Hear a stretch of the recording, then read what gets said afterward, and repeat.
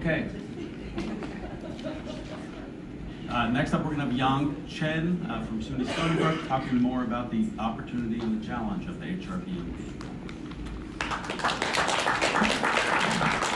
Yeah, thank you, Greg. So just, I'm relatively new to state of New York. Actually, my lab just moved here about 2.5 years ago, and I used to work at University of Maine for more than 10 years.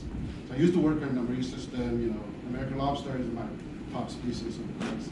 It's the most valuable fishery in the U.S. But we came, I moved here, this was an opportunity for us. So I got a student and postdoc who moved here, try to work. So you see that the work we reported here, and then also by my student and postdoc, just represented 2.5 years hard work from us. And I want to just acknowledge the co-authors here, Greg and Chen, working together really nicely for us 2.5 years. Well, at least from my perspective. I don't know about you guys, but we're happy with that. So I don't want to spend a lot of time talking about history, and it's this Hudson River Biological Monitoring Program created in 1974, and it just tried to address concern that what would be the potential impact of the water drawn by the power plants, and it's started from 1974 and ended in 2017. And I checked out, it actually cost $500 million. So that thing has a really high price tag there. And this is this is a kind of a, it's not just the one monitoring program, it has a suite of monitoring programs. The first 4, Long River Survey, 4 Juvenile Survey, Beach Scene Survey, and what quality is real wide, all the way from, Albany all the way to Battery. So it's real wide, and then also very specific programs try to address very specific questions that I think probably New York DEC has. And the survey provides all the data, abundance, and a lot of biological information, and locations, and also conditions and other associated information. So it's a very comprehensive data set. And so I cannot remember which year, because that's before I actually moved to Stony Brook, but the whole thing actually donated to Stony Brook by the company name called Entergy, and it's there are 2 parts of this gift. One is the database that include all the digitized data and information and from various monitoring program, and background information and all the reports, docs. I wouldn't say millions of files, but many files and folders, and a lot of them digitized, some of them not hard copies, and then the other part is the biological samples. Well, about 50 million samples from the early 90s and all the way to 2017. And I look at we even don't have a space on campus to store those samples, so we have to rent a storage room and a Paul Jefferson station. It costs us almost $100,000 per year with all the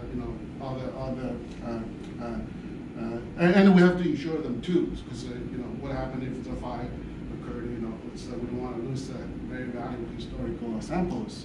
And we also the samples also include scales for 500,000 strabas.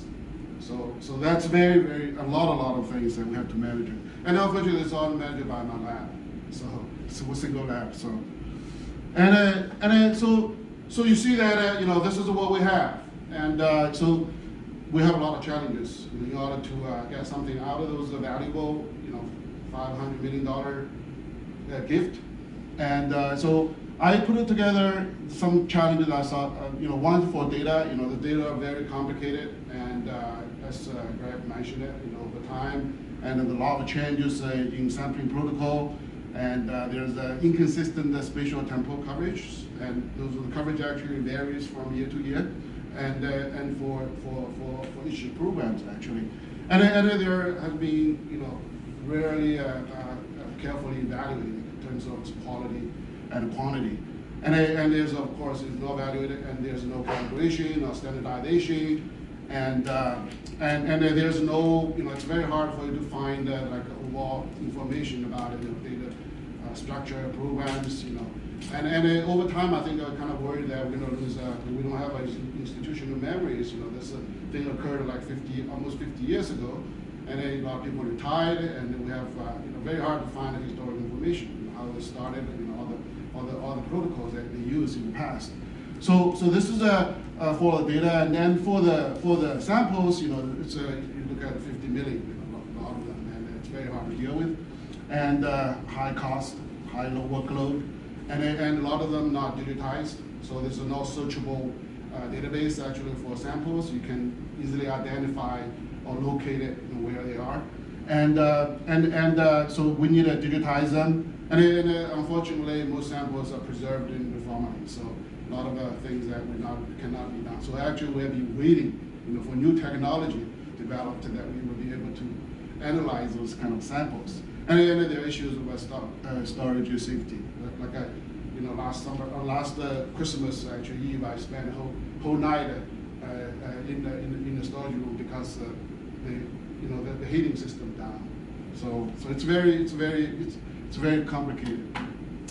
So what we want to do is, given those a challenge, and of course, for us as a research as a scientist, it give us an opportunity, and what we want to do is we want to know the data better.